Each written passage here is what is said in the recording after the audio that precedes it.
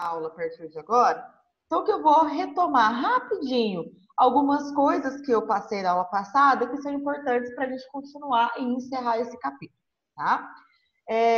Se vocês tiverem alguma dúvida ao longo da nossa aula, vocês podem me perguntar, tá? Pode desabilitar aí o seu microfone e vir me perguntar o que é que você ficou com dúvida. Não leve as dúvidas para casa, tá? Vocês estão conseguindo enxergar aí esse slide? Então, aí das reformas protestantes? Foi o mesmo slide que eu passei para vocês, né? Só vou recapitular aquilo que vocês já viram na aula passada, tá? Então, é o seguinte, dentro da igreja, algumas pessoas começaram a criticar o que estava acontecendo. Pessoal, desabilitem o microfone de vocês, por favor. Tá dando um eco aqui. E se alguém tiver alguma dúvida, vocês podem... Vou desativar o som de todo mundo, tá? E se alguém tiver alguma dúvida, pode habilitar aí de novo. Então, meninos, dentro da igreja começaram a surgir algumas pessoas que estavam fazendo críticas a ela. Os principais que eu falei com vocês eram o Erasmo de Roterdã e o Martinho Lutero, né? Ambos, eles trouxeram suas críticas, né, para o que estava acontecendo dentro da igreja, principalmente em relação à venda de indulgências, né, que foi a principal fonte de renda para a construção da Basílica de São Pedro lá em Roma, que, por exemplo, eram criticadas a adoração a santos, a coisas dentro da igreja que eram vendidas, inclusive o próprio perdão, que era criticado por várias pessoas, não só por Erasmo de Roterdã e Martinho Lutero, né? E aí eu comentei com vocês que o Martinho Lutero, ele era um padre, ele era, na verdade, um monge, que ele escreveu 95 pontos que ele discordava da igreja. E aí, a igreja ficou possessa com ele a ponto de excomungá-lo, ou seja, de expulsá-lo da igreja, né? Então, esse rei aqui, o rei Carlos V, ele convocou o Martinho Lutero para se retratar frente à igreja, né? Dizer, não, eu estava equivocado, eu estava errado, não era isso que eu queria dizer. E aí, o Lutero pega e fala o seguinte, não, eu não vou me retratar, é isso mesmo, eu não concordo com as coisas que a igreja está fazendo. E aí, por influência do rei Carlos V, o Papa Leão X, ele faz o que com o Martinho Lutero? O excomunga, né? E aí, foi mais ou menos aqui que eu parei com vocês, tá? Então, Martinho Lutero, ele foi excomungado da igreja, né? Ou seja, ele foi expulso da igreja porque ele não quis se retratar perante a igreja de acordo com aquelas teses que ele tinha escrito. Letícia, você levantou a mão, pode falar. Ô, professora, mas qual, então, o Martinho Lutero, antes dele ser excomungado, ele já tinha sido expulso? Não, ele era um padre, tá? E aí ele discordava como a igreja agia com seus fiéis. E aí ele escreveu aquelas 95 teses, que eram 95 pontos que ele discordava, né? Lembra disso? E aí ele foi até a frente de uma igreja e começou a falar desses 95 pontos, das suas 95 teses. Quando todo mundo ficou sabendo disso, esse rei aqui, ó, o Carlos V, ele falou, gente, esse padre tá ficando louco. Onde já se viu ele questionar a igreja desse jeito? Ele falar que a igreja tá fazendo errado, né? Aí o que o Carlos V fez? Foi lá, se comunicou com o Papa Leão X, e o Leão X, junto com o Carlos X, com o Carlos V, convocou o Martinho Lutero para se retratar. Ou seja, para ele falar, gente, olha, eu estava enganado, não foi isso que eu quis dizer, tá? Então, foi enquanto ele era padre, mas depois que ele escreveu as 95 teses. E aí, quando ele foi convocado para pedir desculpa para a igreja e ele não pediu desculpas, não se retratou, o que aconteceu? O Papa falou, não, esse cara tá doido, não tem mais condição de manter ele dentro da igreja. Eu vou excomungar ele. Tá? Então, depois que ele fez aquele discurso das suas 95 teses, é que o Lutero foi excomungado, ele foi expulso da igreja. Tá? Tudo bem, Letícia? Sim, obrigada. Tá? Vocês vão me tirando, vocês vão perguntando, tá, turma? Se forem surgindo dúvidas, ok? Beleza. E aí, o Lutero, ele foi expulso da igreja. Será que para ele foi o fim do mundo isso? Não, pelo contrário. O Carlos V, ele era o rei do Sacro Império Romano Germânico. O que é isso? É uma região aonde hoje nós conhecemos como Alemanha, tá? E a Alemanha, ela era dividida em várias partezinhas, tá? Que a gente chamava de principados. Cada principado, como se fosse cada estado lá da Alemanha, tinha um príncipe que governava, certo? Governava sob liderança do Carlos V, que governava a Alemanha inteira. E aí, esses príncipes alemães, que cada um governava o seu principado, eles acabavam por não concordar muito com o que a Igreja Católica fazia, principalmente de dar tanto poder assim para o rei e também do tanto de dízimos que a população católica tinha que oferecer à Igreja. E aí, quando Lutero é excomungado da Igreja Católica, o que esses príncipes vão enxergar? Bom, eles vão olhar para o Lutero e falar: olha, esse cara pode diminuir o poder que a Igreja Católica tem dentro da Alemanha e pode reduzir o poder que o Carlos V tem sobre toda a Alemanha. Se o Carlos V reduz o poder que ele tem na Alemanha, nós vamos poder ter o nosso poder aumentado, nós vamos poder mandar do jeito que nós quisermos, tá? E aí, então, esses príncipes se uniram para proteger o Lutero. Então, Lutero, apesar de ter sido excomungado da igreja, ele agora estava protegido pelos príncipes alemães. Ele não seria perseguido, ele não seria morto, justamente porque tinha esses príncipes protegendo ele, ok?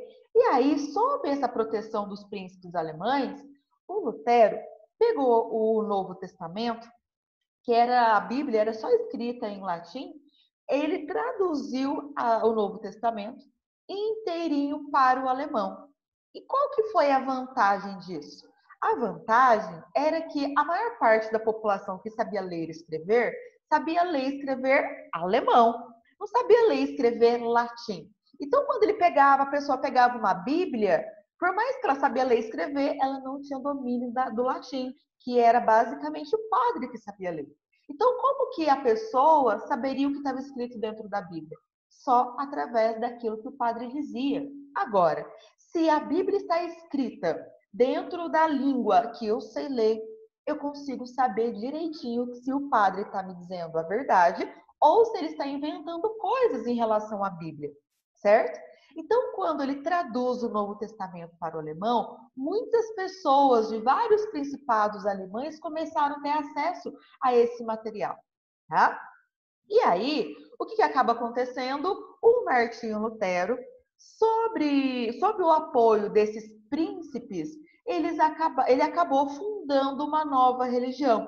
Uma religião também cristã, mas agora com uma grande quantidade de mudanças que ele discordava lá da Igreja Católica. Então, nessa nova religião, tinha muita coisinha que na Igreja Católica tinha, só que outras não. Principalmente aquelas coisas que ele criticava nas 95 teses, certo?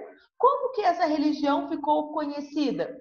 Ficou conhecida como luteranismo, certo? Então, aonde que o luteranismo começou? O luteranismo começou dentro de alguns principados alemães, depois que ele foi excomungado da Igreja Católica, tá?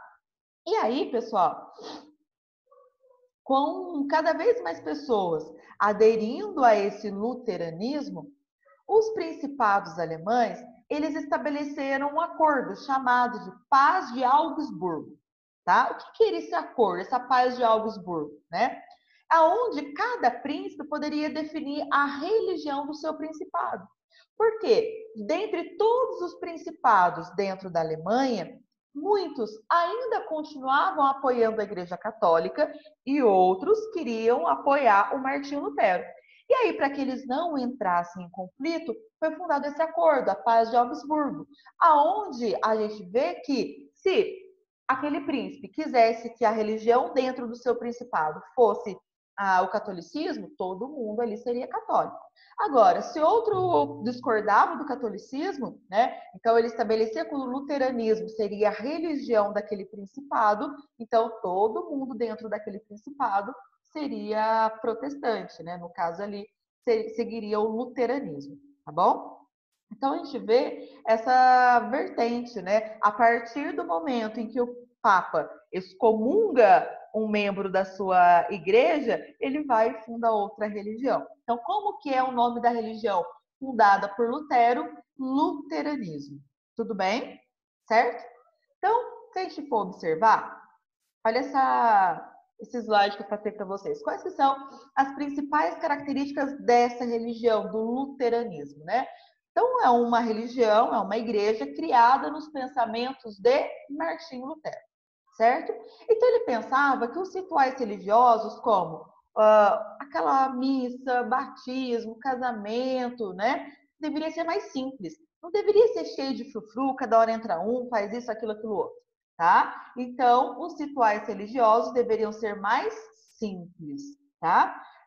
O Lutero era extremamente contra a adoração de santos. Então, na religião que ele fundou agora, era proibido adorar a imagem dos santos. Então, por exemplo, você tem uma imagem de Jesus Cristo. Não, aquilo ali não é Jesus Cristo para o Lutero. Tá? Então, é pecado você adorar aquela imagem. Tá? Outra coisa é que é o seguinte, ele achava que qualquer pessoa poderia fazer uma interpretação da Bíblia, e não só o padre. Por isso que ele traduziu o Novo Testamento para o alemão, para que cada vez mais pessoas tivessem acesso à leitura do Novo Testamento. E aí, ele acabou fazendo uma mudança que ele discordava lá da Igreja Católica, que o celibato não era mais obrigatório aos pastores. O que é o celibato? Né? Você viver sem se casar, né? Então, sem formar uma família. Então, por exemplo, na Igreja Católica, quando uma pessoa se torna padre, a partir daquele momento ele não pode formar uma família, não pode se casar, não pode ter filhos. Nessa igreja que o Lutero funda, o pastor, ele pode casar, ele pode ter filhos. Tudo bem? A Júlia levantou a mão. Pode falar, Júlia. Júlia? Ô, professora, Pois não. eu não entendi o que é um principado. Principado, vamos pensar o seguinte: o Brasil é um país, certo? Nós temos os vários estados. Então, é como se cada estado fosse um principado. O que é um principado? É uma área que é governada por um príncipe. Só que esse príncipe, ele obedece a uma autoridade. Quem que era a autoridade? O rei. Lá no caso da Alemanha, era o Carlos V, tá? Então, se fosse pensar no Brasil, se o Brasil fosse um reinado, o Bolsonaro seria o nosso rei, cada estado seria um principado e cada governador seria um príncipe, tá? Entendeu agora? Aham, obrigada. Por nada. E o símbolo, pessoal, da religião do luteranismo é esse aqui, tá? Traduzido para a língua portuguesa, tá? Geralmente, todas as igrejas luteranas vão ter esse vitral aqui, né? Mostrando que somente a fé, somente a graça, somente a escritura vão importar para a religião. Tudo bem? Então, é esse símbolo aqui. Renato, você quer me perguntar alguma coisa? Aqui em Alfenas tem alguma igreja luteralista? Luterana, que a gente fala, tá? Eu não conheço, aqui em Alfenas eu não conheço. Porque geralmente as igrejas luteranas, elas trazem o nome, Igreja Luterana, não sei das coisas. Tá? Geralmente elas trazem o nome, tá? Por exemplo, aí alguém me perguntou aqui no bate-papo, não acabei não lendo quem perguntou. Então, o luteranismo é como se fosse a igreja evangélica? Sim.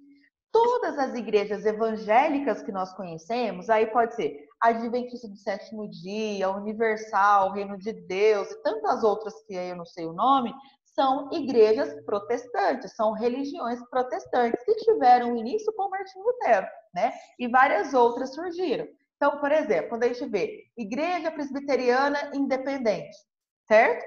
Um tipo de igreja que surgiu desse protestantismo. Tá? Então, as igrejas protestantes são essas igrejas evangélicas. Pois não. O Lutero era revolucionário? Sim, ele acabou sendo revolucionário, né? Porque além de ser,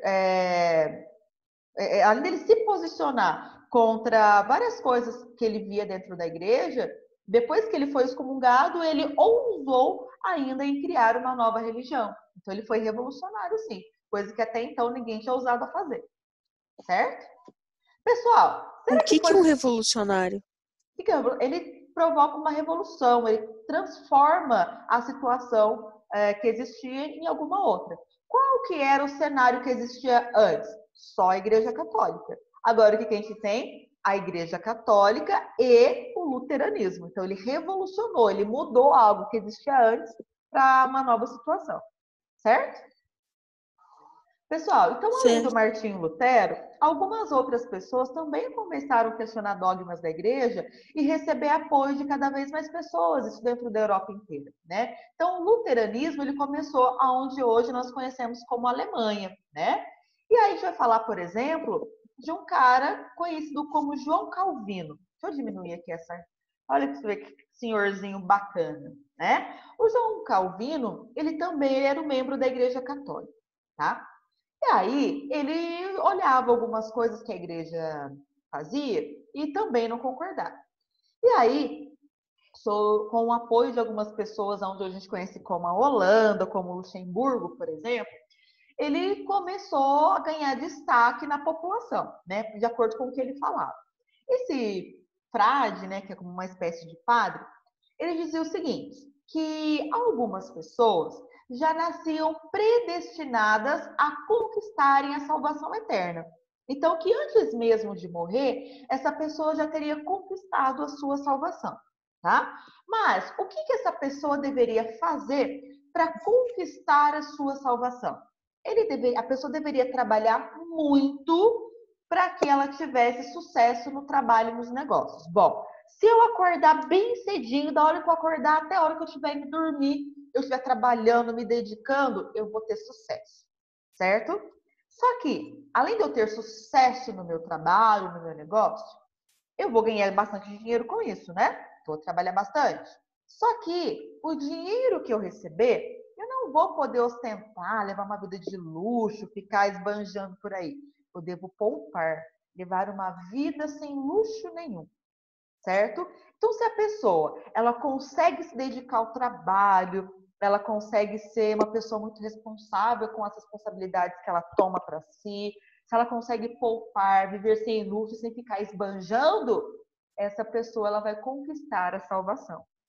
Quando o João Calvino começa a falar isso, os olhinhos de quem começam a brilhar? Dessa classe aqui, ó, da burguesia. Por quê? A burguesia, ela queria ganhar cada vez mais dinheiro, porque dinheiro oferecia a ela luxo, conforto e até um certo status, né? Só que quanto mais a burguesia ganhava, mais dinheiro ela teria que dar para a igreja. Quanto mais dinheiro a burguesia ganhava, mais ela teria que ajudar aos pobres, porque, segundo a Igreja Católica, ajudar o próximo, o mais necessitado, poderia te garantir um lugarzinho lá no céu. E aí, a burguesia queria ficar com a riqueza para si e não ficar distribuindo para os mais pobres, né? E aí, então, quando surge João Calvino falando que a pessoa tinha que trabalhar e que o sucesso no trabalho, nos negócios, e se a pessoa poupasse, garantiria o seu lugar no céu, a sua salvação eterna, a burguesia pegou o João Calvino e falou, vem cá, companheiro, acho que eu quero ouvir mais o que você tem a dizer. E aí, com grande apoio da burguesia, o João Calvino, ele funda uma nova religião, tá? Então, ele funda uma religião que vem aí do seu nome, né? O calvinismo. Uma religião também cristã, que também acreditava em Jesus Cristo, no Antigo e no Novo Testamento, só que para uma pessoa ter a salvação, ela teria que ter uma vida sem luxo nenhum, basicamente dedicada ao trabalho. Quanto mais esforçada, quanto mais trabalhadora é a pessoa, mais chance de conquistar a vida eterna ela tem.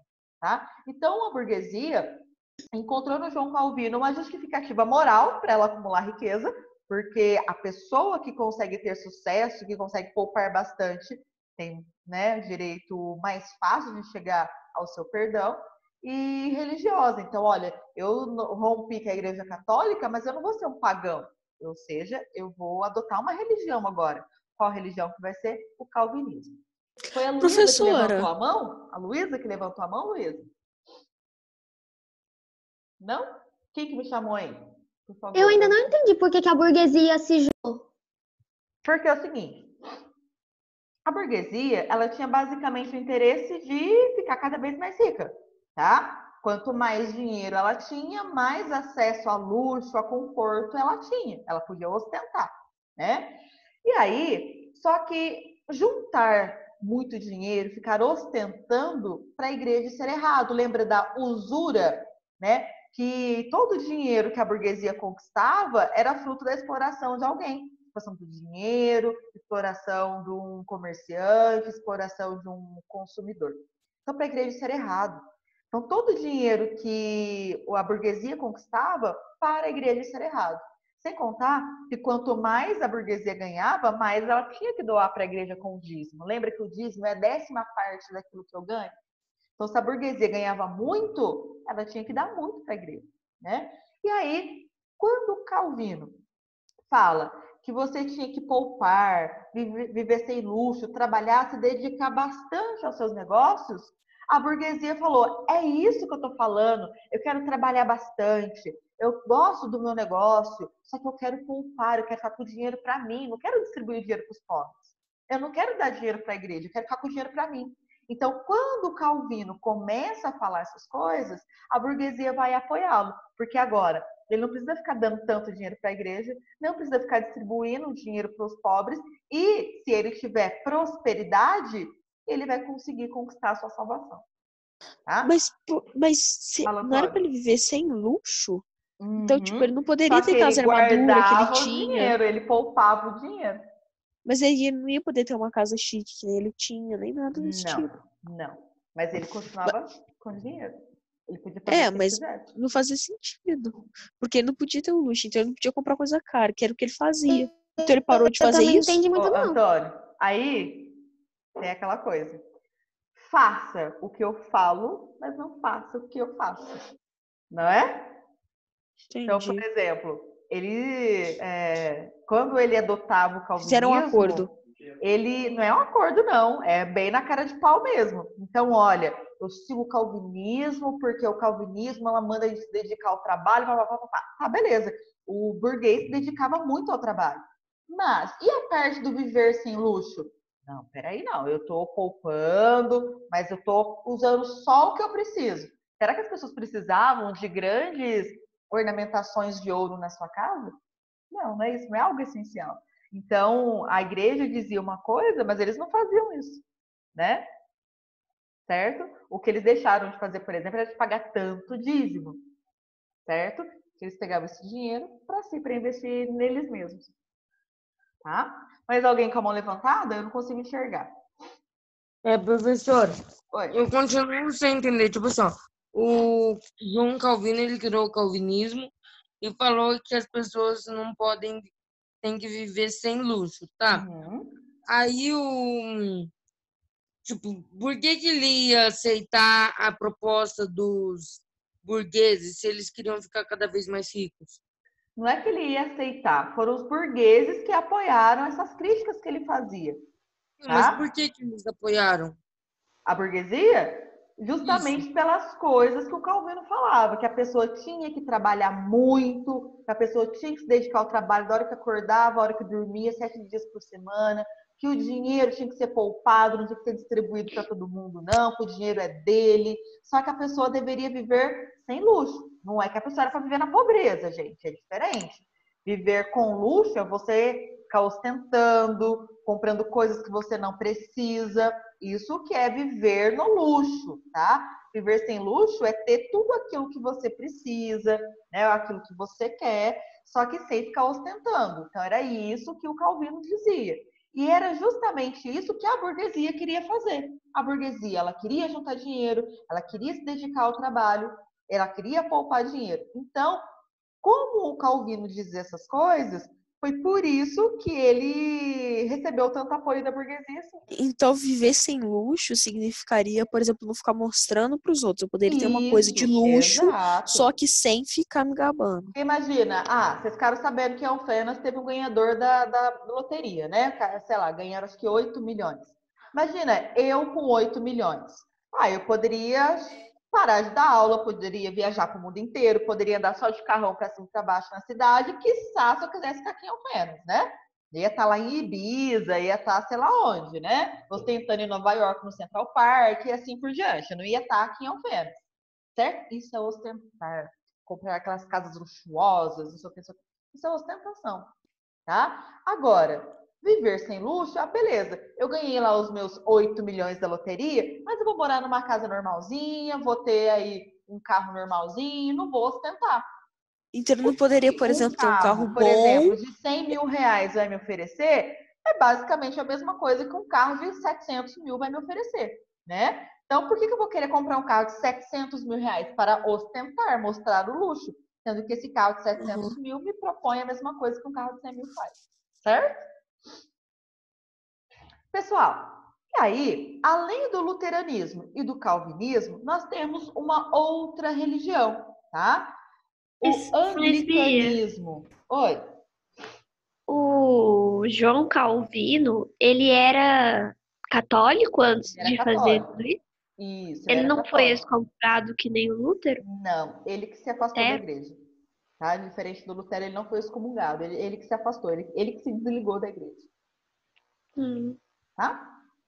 Pessoal, deixa eu diminuir aqui para vocês conseguirem enxergar esse senhorzinho aqui, ó. Tá vendo? Olha que cara bonito. Professora, Ele era um rei. como que ele... Rei Henrique VIII.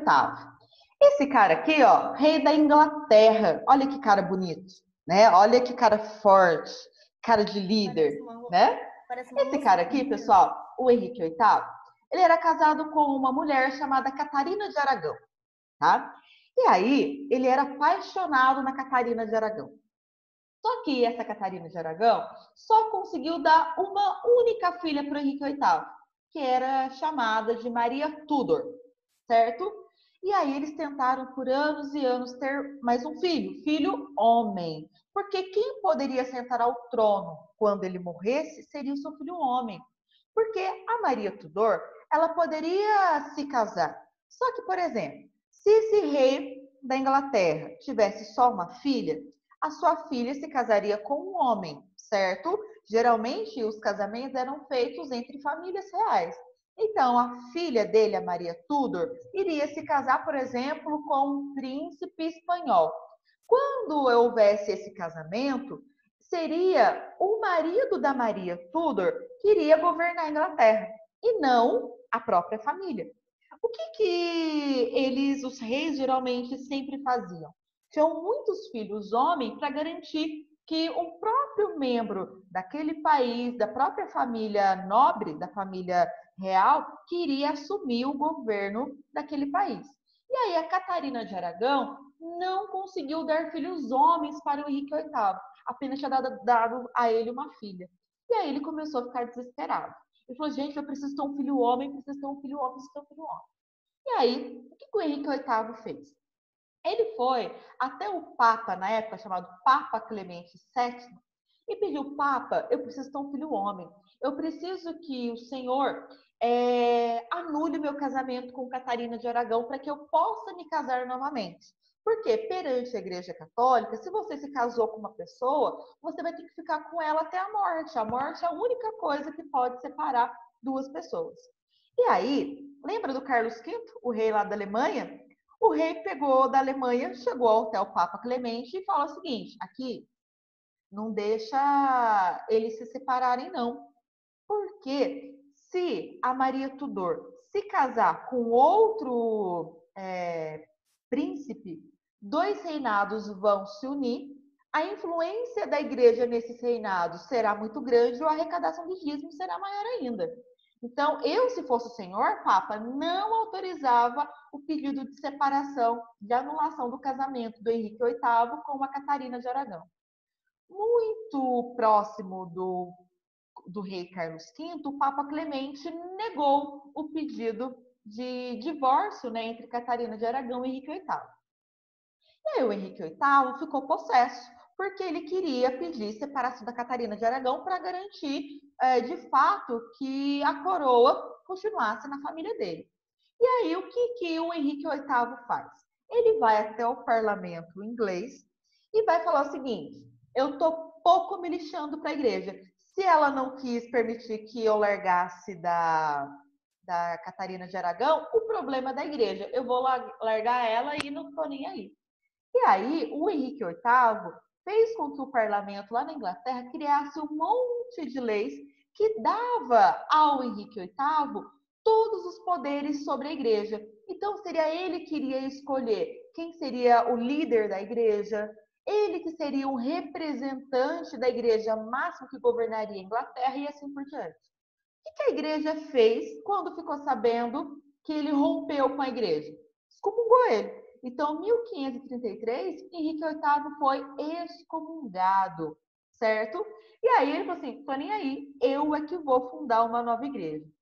E aí, o Henrique VIII, quando ele é excomungado da igreja, ele abandona Catarina de Aragão e vai casar-se com uma outra mulher, a Ana Bolena.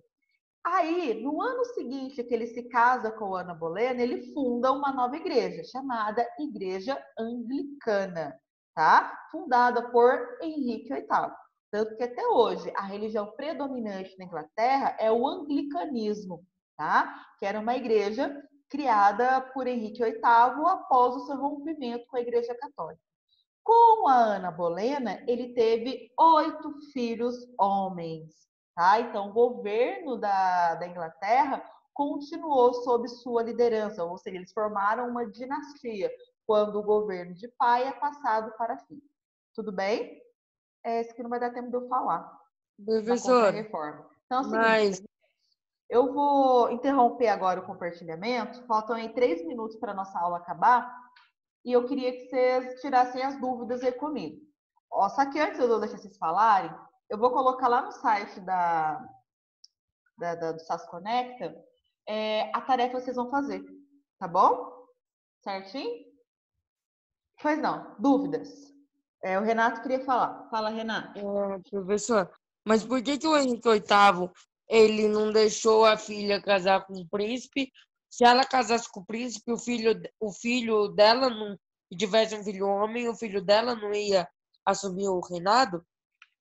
Só que é o seguinte, Renato. Imagina, ó. Reinado A e reinado B, certo?